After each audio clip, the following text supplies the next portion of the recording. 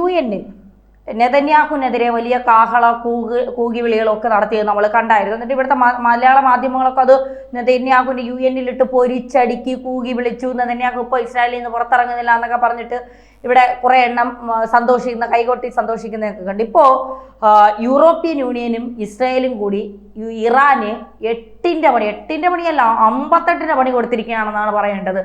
അത്രമാത്രം ഇറാനെ പൊരിച്ചടുക്കിയിരിക്കുകയാണ്. ഇറാനിന് ഒരു ഇഞ്ച് അനങ്ങാൻ കഴിയില്ല, ആ തരത്തിലേക്ക് ഇറാനെ പൂട്ടിയിരിക്കുകയാണ്. എന്താണ് സംഭവം?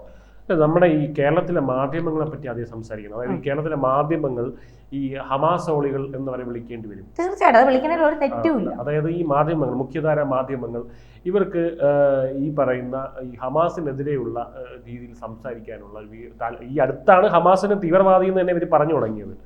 ഓർമ്മയുണ്ടായിരിക്കും, അതായത് ഉമ്മൻചാണ്ടിയൊക്കെ ജീവിച്ചിരിക്കുന്ന സമയത്ത് ഒരു പോസ്റ്റ് ഇട്ടിരുന്നു. തീവ്രവാദികളുടെ ഈ പറയുന്ന ഒരു നേഴ്സ് മരിച്ചല്ലോ ഇസ്രായേൽ ആ സമയത്ത്, മലയാളി നേഴ്സ്.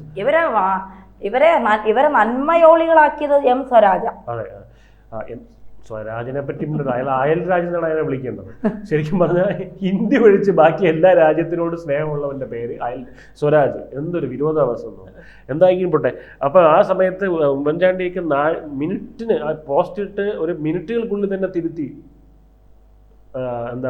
ഇസ്രായേലിന്റെ ആ പോസ്റ്റ്. അതെ, വിവാദമായി.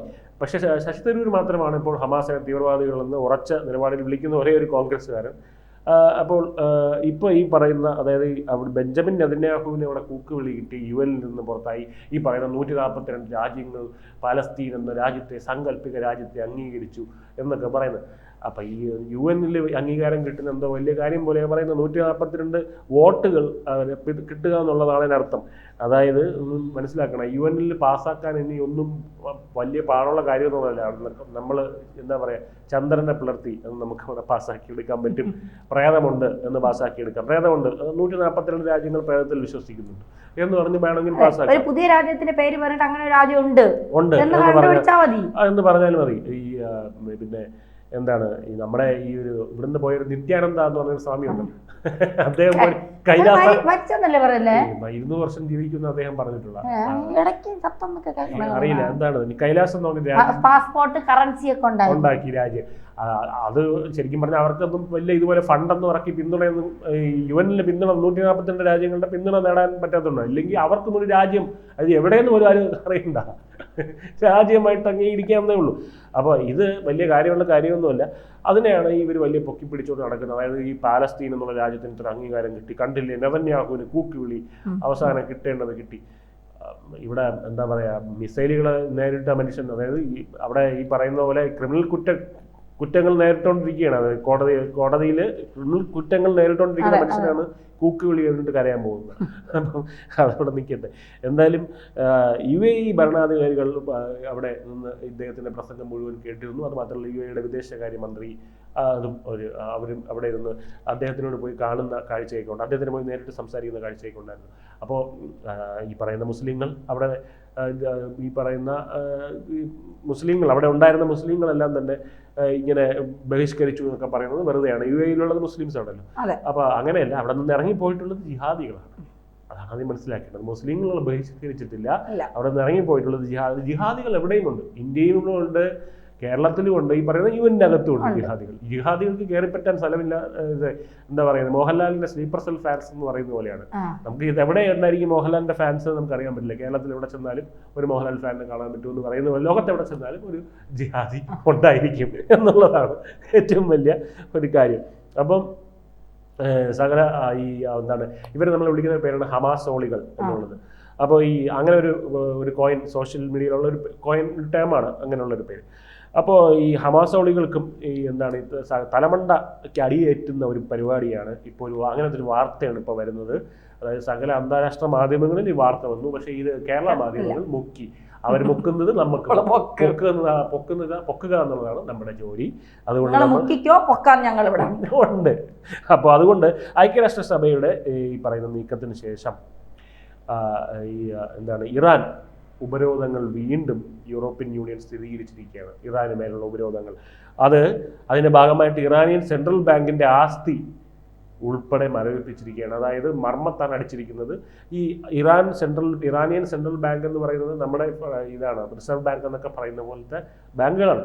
അപ്പോൾ ആ ബാങ്കിൻ്റെ ആസ്തികളാണ് മരവിപ്പിച്ചിരിക്കുന്നത്. മാത്രമല്ല ഇറാൻ്റെ ചില പ്രധാനപ്പെട്ട ഉദ്യോഗസ്ഥന്മാർക്ക് യാത്രാ വിലക്കും, അതായത് ഉന്നതതല സർക്കാർ ഉദ്യോഗസ്ഥർക്കാണ് യാത്രാ വിലക്കും ഒക്കെ കൊടുത്തിരിക്കുന്നത്. അതായത് യൂറോപ്പിൽ ഒരിടത്ത് കാല് കുത്തിപ്പോരുത്.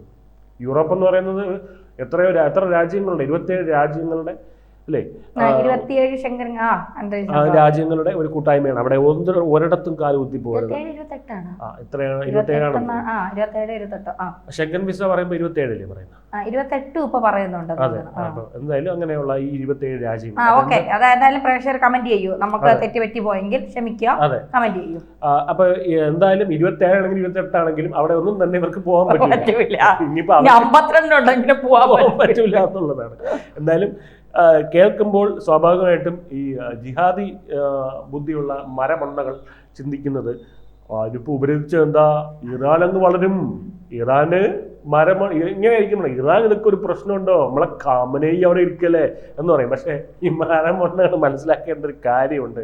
ഇറാൻ്റെ അവസ്ഥ അതായത് വളരെ ദയനീയമാണ്. അതായത് ഉപരോധങ്ങൾ കാരണം ആണ് ഇപ്പോൾ ഈ പൊറുതിമുട്ടി നിൽക്കുകയായിരുന്നു ഇറാൻ എന്ന് പറയുന്ന രാജ്യം. അപ്പോഴാണ് അവിടെ ഈ പ്രസിഡന്റ് ഉണ്ടായിരുന്നല്ലോ, അവരുടെ ഇറാന്റെ പ്രസിഡന്റ് ഇബ്രാഹിം റൈസി ഒരു തകരപ്പെട്ടിയിൽ നിന്നാണ് കൊല്ലപ്പെട്ടത്. തകരപ്പെട്ടി എന്ന് ഉദ്ദേശിക്കുന്നത് ഹെലികോപ്റ്റർ.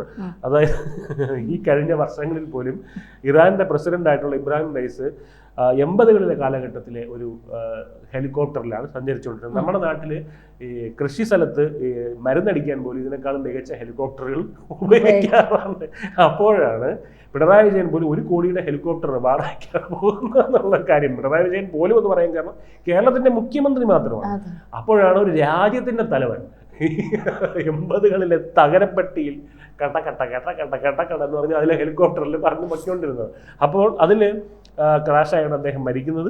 അപ്പോൾ ആ ഒരു സാഹചര്യം വെച്ച് ഇദ്ദേഹം എങ്ങനെയാണ് കൊല്ലപ്പെട്ടതിൻ്റെ കാരണം എന്താണെന്ന് പോലും ഇതുവരെയും കണ്ടുപിടിക്കാൻ പറ്റില്ല. ഒന്ന് ആലോചിച്ച് നോക്കൂ, നമ്മുടെ നാട്ടിൽ നേതാക്കൾ, രാഷ്ട്ര തലവന്മാർ കൊല്ലപ്പെട്ടിട്ടുണ്ട്. ഇന്ദിരാഗാന്ധി കൊല്ലപ്പെട്ടിട്ടുണ്ട്, രാജീവ് ഗാന്ധി കൊല്ലപ്പെട്ടിട്ടുണ്ട്. പക്ഷെ നമ്മൾ കൃത്യമായി ഇതിൻ്റെ കാരണങ്ങൾ കണ്ടെത്തിയിട്ടുണ്ട്, ഇതിൻ്റെ കാരണക്കാരെ പിടികൂടിയിട്ടുണ്ട് ഇല്ലേ, അല്ലെങ്കിൽ അവരെ വകവരുത്തിയിട്ടുണ്ട്. അവിടെ ഒന്നും ആ ഒരു മിസ്റ്ററി അല്ലെങ്കിൽ അങ്ങനെ ഒരു നിഗൂഢതയായി അവശേഷിക്കുന്നില്ല. ഇവിടെ അങ്ങനെയല്ല. ഇവിടെ എപ്പോഴും മറ്റേ ചുരുളഴിയാത്ത കഥയാണ്.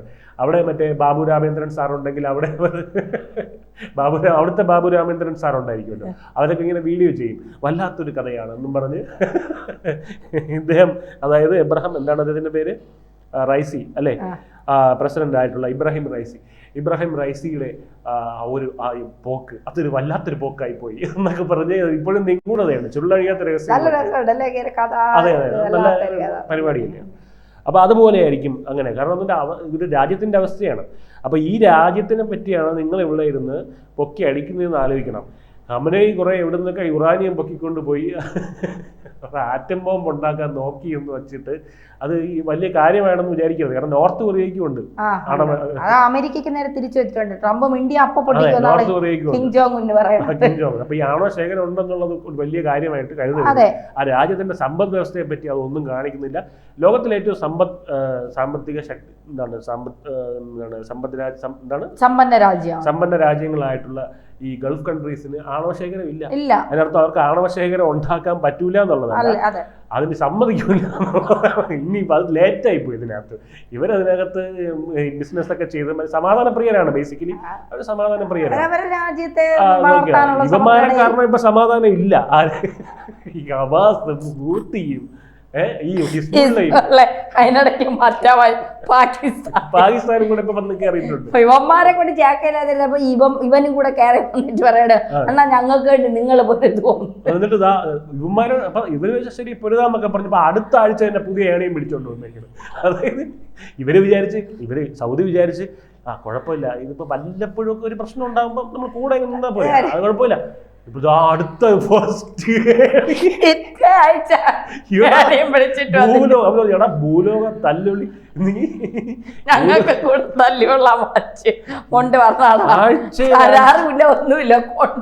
ആഴ്ചയിൽ അടി വാങ്ങിക്കുകയാണ്. അങ്ങനത്തെ ഒരു രാജ്യം, അതായത് എവിടുന്ന് അടി കിട്ടും എന്നുള്ള, എവിടെ അടി കിട്ടും എന്ന് പോയി മണത്ത് പോയി അടി വാങ്ങിക്കുക എന്നൊക്കെ പറയാം. മോദി വിളിച്ചിട്ട് ഇപ്പൊ എന്ത് ചെയ്യുന്നു മോദി പറയും, ഞാൻ എന്റെ രാജ്യത്തിന്റെ വികസനത്തിന് വേണ്ടി അല്ല ഒരു അരമണിക്കൂർ നീട്ടി വെക്കാൻ കിട്ടുമോ, എന്തിനാ ഞങ്ങൾക്ക് കുറച്ച് അടി. ഇങ്ങനെ അതാണ് ഇപ്പൊ അവസ്ഥ. എന്തായാലും ഇറാൻ തകർന്ന് തരിപ്പണമാകാൻ പോകുന്നു എന്നുള്ളതിന്റെ ലക്ഷണമാണ് ഇപ്പോൾ കാണുന്നത്. അതായത് ഈ യൂറോപ്യൻ യൂണിയൻ ഈ ഉപരോധങ്ങളെല്ലാം തന്നെ ഇപ്പൊ എന്താണ് ശക്തിപ്പെടുത്തുന്നതിന്റെ പ്രധാനമായ കാരണം ഇസ്രായേലിന് കൊടുക്കുന്ന പിന്തുണയാണ്. ഇവർ വിചാരിക്കും ഇസ്രായേലിന്റെ പിന്തുണയൊന്നും അല്ലാതെ അല്ല, ഇസ്രായേലിന്റെ പിന്തുണ പരസ്യമായി പ്രഖ്യാപിക്കില്ല, അവർ ഇതുപോലെ പ്രവൃത്തിയിലൂടെ കാണിക്കുകയുള്ളൂ. മനസ്സിലായ? അതായത് ഇവരിപ്പോ ഇറാൻ ഇങ്ങനെ ചെയ്യുന്നത് എന്തിനാണ്? ഇറാന് ശരിക്കും പറഞ്ഞാൽ ആണവശക്തിയായിട്ട് മാറാൻ അവർക്ക് താല്പര്യമില്ല, ഒരു രീതിയിലും അവർക്ക് താല്പര്യമില്ല. ഇറാൻ അതായത് എന്താ പറയാ, നമ്മള് ഈ നാട്ടിൽ ഗുണ്ടയായിട്ട് നടക്കുന്നവന്റെ കയ്യിലൊരു പടിവാള് മാത്രമേ ഉള്ളൂ, അവന്റെ കയ്യിലൊരു തോക്ക് കൊണ്ടുകൊടുത്ത് എങ്ങനെ ഇരിക്കും? അതായത് വടിവാള് കൊണ്ട് അടുത്ത് വന്നാലേ വെട്ടാൻ പറ്റും, അവന്റെ കയ്യിൽ തോക്ക് കൊടുക്കുകയാണ്, അവന് ദൂരെ നിന്ന് ടപ്പയെന്ന് പറഞ്ഞ് വെടിവെച്ച് തീർക്കാം. അതുപോലെയാണ് ഇറാന്റെ കയ്യിൽ. അതായത് ട്രംപിന്റെ തന്നെ വാക്കുകൾ പറഞ്ഞാൽ പശ്ചിമേഷ്യയിലെ ചട്ടമ്പി, അതാണ് ഇറാൻ. അപ്പൊ അങ്ങനെയുള്ള ചട്ടമ്പിയെ പരിഹാരം പഠിപ്പിക്കാൻ തന്നെയാണ് യൂറോപ്യൻ യൂണിയൻ തീരുമാനിച്ചിരിക്കുന്നത്. ഇതിൽ ട്രംപിന്റെ ഒരു പങ്കും തീർച്ചയായിട്ടും ഉണ്ടായിരിക്കും. ട്രംപിന്റെ ഒരു ഇടപെടലും ഇതിനകത്ത് ഉണ്ടായിരിക്കാനുള്ള സാധ്യതയുണ്ട്. അപ്പൊ ഈ പറയുന്ന ഇവര് വിചാരിച്ചു വെച്ചിരിക്കുന്നത്, അപ്പൊ ഇവരെ സംബന്ധിച്ച് ഇവർക്ക് ഇതൊക്കെ മതി. അതായത് നെതന്യാഹുവിനെ കൂയി, നെതന്യാഹുവിനെ മറ്റേ കരയിപ്പിച്ച്, അല്ലെ, അതായത് ഇവർക്കത് മതി. ഇവിടെ ശരിക്കും എന്താണ് ചെയ്യേണ്ടത്? നെതന്യാഹുവിനെ കൂകി വിളിച്ചു, നെതന്യാഹുവിനെ പ്രസംഗിച്ചുകൊണ്ടിരുന്നപ്പോൾ കുറെ പേര് ഇറങ്ങിപ്പോയി, ഇങ്ങനെയുള്ള കുറെ സംഭവങ്ങൾ നടത്തി നെതന്യാഹു ചമ്മിപ്പോയി, ഇത് കിട്ടിയാൽ മതി, ഇവർക്ക് തൃപ്തിയായി. പക്ഷെ അവിടെ എന്താണ്, കൃത്യമായ പിന്തുണ ഇസ്രായേൽ എന്ന രാജ്യത്തിന് എല്ലാ രാജ്യങ്ങളും കൊടുക്കുന്നുണ്ട്. പാലസ്തീനൊപ്പമാണ് 142 രാജ്യങ്ങളും ഒപ്പിട്ടു. ഇന്നിപ്പോ പാലസ്തീൻ ഉണ്ടാവുമോ? ഇല്ല, ഉണ്ടാവൂല. അതായത് 142 രാജ്യങ്ങൾ ഒപ്പിട്ടു പാലസ്തീൻ വേണം എന്ന് പറഞ്ഞു. പക്ഷെ പാലസ്തീൻ ഉണ്ടാവുമോ? ഇല്ല. അതിന് ആര് തീരുമാനിക്കുന്നത്? നെതന്യാഹു തീരുമാനിക്കുക. അപ്പൊ നെതന്യാഹുവിനെ പൂട്ടാൻ എന്താണ് ഇവരൊക്കെ ചെയ്യുന്നത് എന്നുള്ളത് ഇവർ ചിന്തിക്കുന്നില്ല. അതിനോടൊപ്പം തന്നെയാണ് ഈ പറയുന്ന ഇറാൻ പോലുള്ള രാജ്യങ്ങൾക്ക് ഇതുപോലെയുള്ള കനത്ത പ്രഹരങ്ങൾ കൊടുക്കുന്നതും. ബെഞ്ചമിൻ നെതന്യാഹു എഴുന്നേറ്റ സമയത്ത് ആളുകൾ ഇറങ്ങിപ്പോയി. അത്തരത്തിലുള്ള വാർത്തകൾ, അതായത് ജിഹാദികൾ, കേരളത്തിൽ മാത്രമല്ല ലോകത്തെ എല്ലാ സ്ഥലത്തുമുള്ള ഈ ജിഹാദികൾ ഐക്യരാഷ്ട്രസഭയിലും ഉണ്ട്. UAE ഭരണാധികാരികൾ, മുസ്ലിം രാജ്യമായിട്ടുള്ള, ഗൾഫ് രാജ്യമായിട്ടുള്ള, അവർ സമാധാനമായിട്ട് ജീവിക്കുന്ന ആൾക്കാർ, അവരെല്ലാം തന്നെ ഇതിൻ്റെ പ്രസംഗം കേട്ടുകൊണ്ടിരുന്നത് നമ്മൾ കണ്ട കാര്യമാണ്. ഈ 140, അതായത് ഗാസയിൽ നിന്ന് വളരെ പ്രധാനപ്പെട്ട വാർത്തകൾ വരുന്നുണ്ട് ഇപ്പം. അതായത് 140 ഭീകര കേന്ദ്രങ്ങൾ ഇസ്രായേൽ സൈന്യം അടിച്ച് തകർത്തിട്ടുണ്ട് ഗാസയിൽ. അപ്പോൾ ഇവർ പറയുന്നൊരു കാര്യമുണ്ട്, ഇതിനകത്ത് നമ്മൾ കേരളത്തിൽ ഇത് വരുന്നത് എങ്ങനെയെന്ന് അറിയാമോ? ഇസ്രായേൽ സൈന്യം പാവപ്പെട്ട ഗാസയിലെ സാധാരണക്കാർക്കെതിരെ വെടിയുതിർക്കുന്നു, മിസൈൽ ഉതിർക്കുന്നു. അപ്പോൾ നോക്കുമ്പോഴേ ഈ വീഡിയോ തന്നെ തിരിച്ച് വെടിവെക്കുന്നു, സാധാരണക്കാർ തിരിച്ച് സൈന്യത്തിനെ വെടിവെക്കുന്നത്. അപ്പോൾ ഈ സാധാരണക്കാർ എങ്ങനെയാണ്? ഇപ്പം നമ്മൾ പെഹൽഗാം ഭീകരാക്രമണം നടക്കുമ്പോൾ നമ്മൾ ശ്രദ്ധിച്ചിട്ടുണ്ടായിരിക്കും, അവിടെ തിരിച്ചാരെങ്കിലും വെടിവെക്കുതിർക്കുന്ന കണ്ടായിരുന്നു? ഇല്ല, കാരണം അതെല്ലാം സാധാരണക്കാരായിരുന്നു. അപ്പോൾ ഇവിടെ എങ്ങനെയാണ് തിരിച്ച് വെടിയുതിർക്കുന്നത്? അപ്പോൾ ഇതിൽ നിന്ന് വ്യക്തമാണ് ഇത് ഹമാസാണ്, ഇത് ചെയ്യുന്നത് ഹമാസാണ്. അപ്പോൾ അതിനെ അംഗീകരിക്കാതെ ഇത് ചുമ്മാ മറ്റേ കണ്ണിൽ പൊടിയിടുക എന്ന് പറയും. അപ്പോൾ അതൊന്നും ഇനി നടക്കില്ല എന്നുള്ള കാര്യം ഇവർ മനസ്സിലാക്കണം. അതായത് പിന്നെ ഇവർക്ക് ഫണ്ട് വരുന്നത് കൊണ്ട് ഇവർക്ക് ഇങ്ങനത്തെ വീഡിയോകൾ ചെയ്താലേ പറ്റുള്ളൂ, അല്ലെങ്കിൽ ഇവർക്ക് ഇങ്ങനത്തെ വാർത്തകൾ ചെയ്താലേ പറ്റുള്ളൂ. അത് നമുക്ക് ഒന്നും ചെയ്യാൻ പറ്റില്ല. കാരണം ഫണ്ട് വരണമെന്നുണ്ടെങ്കിൽ ഇത് ആളുകൾ വിശ്വസിക്കുന്നുണ്ടോ ഇല്ല എന്നുള്ളത് ഇവർക്ക് അറിയേണ്ട കാര്യമില്ല. വാർത്തകൾ ചെയ്തു വിടുക, പടച്ചു വിടുക എന്നുള്ളതാണ്, അതവർ ചെയ്യുന്നുണ്ട്. അപ്പോൾ അങ്ങനെ ചെയ്യുന്നു. പിന്നെ ഇവർക്ക് ശരിക്കും മനുഷ്യത്വം നമ്മൾ എടുത്ത് പറയേണ്ട കാര്യമില്ല. മനുഷ്യത്വം അങ്ങനെ എന്തെങ്കിലും വിശ്വാസമുണ്ടോ? അതായത് മനുഷ്യത്വം കൊണ്ടാണ് ഇവർ ചെയ്യുന്നത്. മനുഷ്യത്വം കൊണ്ടാണെന്നുണ്ടെങ്കിൽ എന്താണ്, എവിടെയൊക്കെ യുദ്ധം നടക്കുന്നുണ്ട്, യുക്രൈനിൽ യുദ്ധം നടക്കുന്നുണ്ട്, ഈ പറയുന്ന യമനിൽ യുദ്ധം നടക്കുന്നുണ്ട്, അവിടെയെല്ലാം കുട്ടികൾ കൊല്ലപ്പെടുന്നു. അവിടെ ഒന്നും ഇവർക്ക് ഒരു കുഴപ്പമില്ല. യുക്രൈനിൽ കൊല്ലപ്പെടുന്നത് കണക്ക് പറയണ കേട്ട തോന്നും ഇന്ത്യ പാകിസ്ഥാൻ മാച്ചിൽ മറ്റേ വിക്കറ്റ് വീഴുന്ന പോലെയാണ് ഇവർ ആളുകൾ വീഴുന്നതിന്റെ കണക്ക് പറയുന്നത്. പക്ഷേ പാലസ്തീനിൽ മാത്രം സ്ത്രീകൾ, കുട്ടികൾ, ഗർഭിണികൾ, ഇതൊരു പുതിയ പരിപാടിയാണ്. സ്ത്രീകൾ, കുട്ടികൾ, ഗർഭിണികൾ.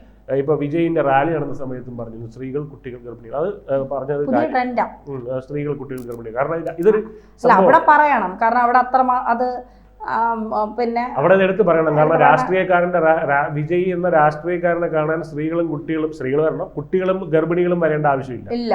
അപ്പം അതുകൊണ്ട് അതിവിടെ പറയേണ്ട ആവശ്യമില്ല. അതവിടെ വന്നിരിക്കുന്നത് വിജയ് നടനെ കാണാൻ വേണ്ടിയാണ്. എന്തായാലും നമുക്കിപ്പോൾ ഈ വിഷയത്തിൽ ഇതിനകത്ത് ഒരു അവസാനമായി പറയാനുള്ളത്, ഈ നെതന്യാഹുവിനെ അങ്ങ് ഒതുക്കി കളയാമെന്നൊക്കെ വിചാരിക്കുന്നത് ഈ ഒതുക്കൽ പോലും ഒരു നാടകമാണ്. അതായത് ഇവർ നിങ്ങളെ കണ്ണിപ്പോയി, ഈ ഹമാസ് ഓളികളെ കണ്ണിപ്പോയി ഇടാൻ വേണ്ടി ഉള്ള നാടകമാണ്. നമ്മുടെ നാട്ടിൽ തന്നെ ഇതുപോലുള്ള പരിപാടികളൊക്കെ നടക്കാറുണ്ട്. മുസ്ലിം ലീഗിൻ്റെ ഒക്കെ പരിപാടി നടക്കാറുണ്ട്, ഈ പാലസ്തീൻ അനുകൂല റാലി, അതൊക്കെ. ഇവരെല്ലാം തന്നെ പച്ച തീവ്രവാദികളാണെന്ന് പറയേണ്ടി വരും. കാരണം ഇവർക്ക് പാലസ്തീൻ അനുകൂലിക്കുന്നതിന്റെ കാരണം എന്താണെന്ന് ചോദിച്ചു കഴിഞ്ഞാൽ ഇവർ അതിന് ഒറ്റ കാരണം ഇവർക്ക് പറയാനുള്ളൂ. എന്താണ് കാരണം? എന്തുകൊണ്ടാണ് പാലസ്തീൻ അനുകൂലിക്കുന്നത് എന്ന് ചോദിച്ചു കഴിഞ്ഞാൽ അതിന് ഒറ്റ കാരണം ഇവർക്ക് പറയാനുള്ളൂ. എന്താണ് കാരണം? അല്ല, അവരുടെ മതമാണ് കാരണം. അങ്ങനെ ഇപ്പം യുക്രൈൻ മറ്റു രാജ്യങ്ങളൊക്കെ ഉണ്ടല്ലോ, അവിടെയൊന്നും കൊല്ലപ്പെടുന്ന ആളുകളോട് ഇവർക്ക് അനുകമ്പ ഇല്ലാത്ത എന്താണ്? കാരണം അവിടെ മതം മറ്റൊന്നാണ്. അതാണ് വ്യത്യാസം.